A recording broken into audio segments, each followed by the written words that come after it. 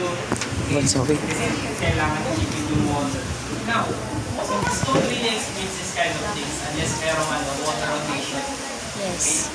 So, we will continue. What happened now? Let's have guesses now. Oh, huwag ka magsigaw, huwag ka magsigaw.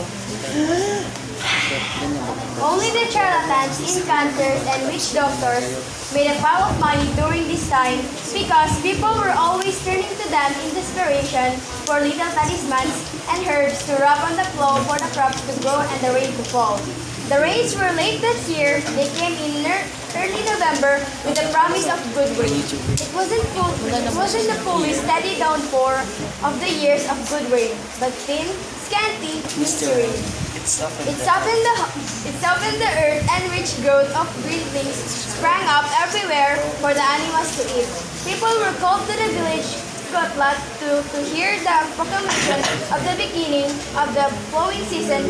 They stirred themselves, and whole families began to move out to the lands to flow. Okay, stop there. Stop there. Ito, what happened? Okay, a lot of people, where do they resort?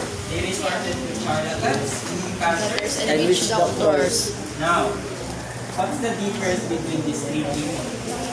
Which doctors make talismans. How charlatans know? Ano sa'yo yung charlatan? Incanters. They cast magic. Which doctor? Ha? Okay. Okay. Ganito kasi yan. The message of this part of the story, the message of this part of the story is telling us that when people run out of answers, okay, They they are will try desperate. to look for a reason. Wala na talagang rason, hindi na talaga nila mahanap ang reason for the drought because during that time, science is not something that people believe in. They believe in charlatans, they believe in incanters and witch doctors. So what are these people? Okay? Incanters and Monkey witch brain. doctors are people who Monkey are, brain. yeah, they Potterheads. okay. Harry Potter really dulled your sense of this kind of things. Kasi in Harry Yes. Potter, all of those things are beautiful. You can see them. It's amazing. Okay, magic. Magic.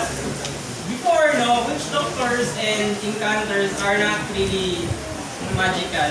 Okay? This just fuel the beliefs of people. So for example, when you see a witch doctor, ano yung ginagawa nila? Yung puso-puso. Opo. Mga kandila. Sa umaga. And some cultures in Muslim traditions also do that. Like for example, you wanna cure somebody, Kami yan. you go to Ayan, this kami witch yan, doctor and do blood. Ay, kamaling kami yan. So, if for example you want to break a curse, you will also go to the witch doctor, and the witch doctor will tell you na, okay, go with that.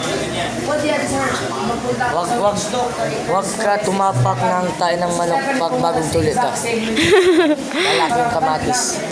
Okay. So, why do they go to them? How about incanters? Who has an idea what are incanters? Encanters?